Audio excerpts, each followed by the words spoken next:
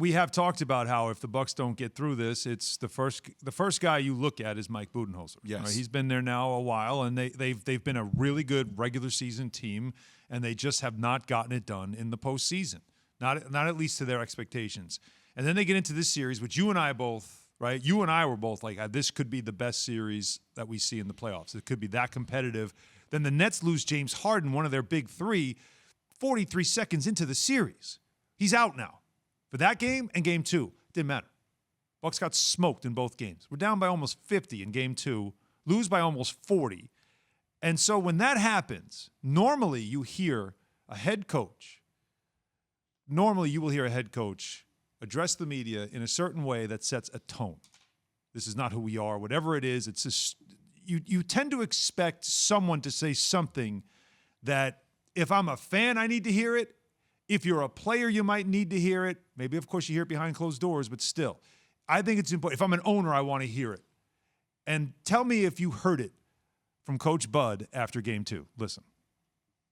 Whether you get beat by a point or by 40, you got to be ready for game 3. You got to have a short-term memory. You got to get yourself ready, understand what we need to do in game 3. So I think the locker room, there's a lot of great leadership in there.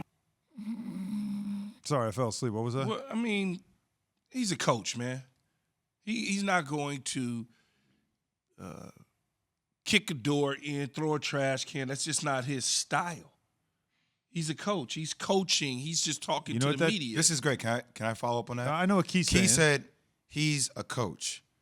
That's great. He is a coach. He's not the coach for this team, because the coach for this team, and Key, I don't know if you felt this way, but you always brought it. But for me, I needed, there had to be a trickle down effect. With the way my coach felt, I know I was going to feel.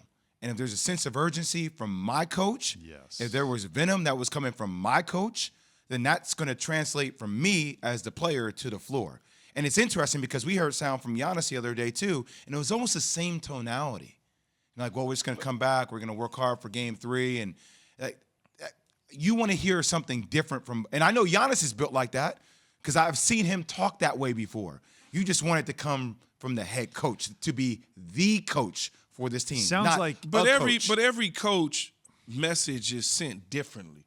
I've had Bill Parcells throw a trash can and curse everybody out.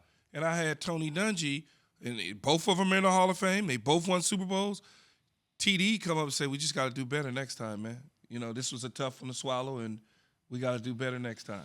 And that was it. And then I had Coach Gruden, and it's like, well, man, come on, man. Well, stop. you can't. Obviously, you can't dial it too high. You have to find the right tone. But I've had them all. I've had Foxy joke about things when you lose a game. He's sitting up there joking, and I know he's serious about the situation. And I know that the sarcasm that Dungy coached with. And I know how mean Bill could have been. And somebody was going to pay. But Keith, so it's all hang on, different. I'm with you. You keep saying a coach. Like I'm with you. I understand different. But it's also about strategy. Like I'm wondering, like, why isn't Giannis at the 5? Giannis should be at the 5. Why are you zoning? Why is Brook Lopez still in the game? It's a matchup nightmare. Blake Griffin is destroying you. In-game adjustments. Then you add the tonality of this to it. You're like, but he was talking about the tone versus the X's and O's, which you're talking about. That's what I'm saying. It's a combination of them it's both. All, it's all of that. But let's discuss tone again for a second, because it also, to me, sometimes everything he's saying there sort of represents the Bucks. That's the other issue that you have is like, how he sounded, that's kind of how the Bucks are.